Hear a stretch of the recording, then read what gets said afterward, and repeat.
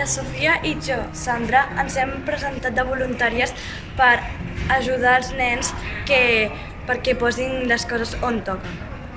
I així, i també posar els gots boca avall, els coberts sense esquitxar i realitzar un bon compostatge i reciclatge. Paraula de natura i el món.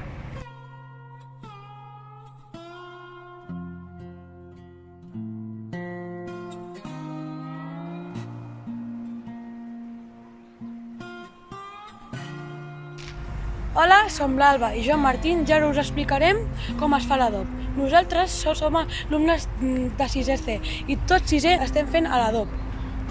L'adob es comença fent-se amb el menjar de l'escola que ha sobrat, com per exemple pomes o pell de plàtan. Primer es fiquen la capa de menjar i després agafem unes branques seques, les triturem i les deixem assecar uns mesos més. Després, quan estan totalment seques, es trituren i les posem al compostador.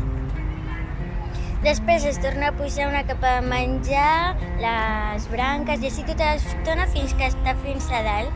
I després els cucs de terra i tots els bitxos o animals que van allà s'ho mengen i posen els seus excrements. Tot això es va barrejant fins que es fa l'adob.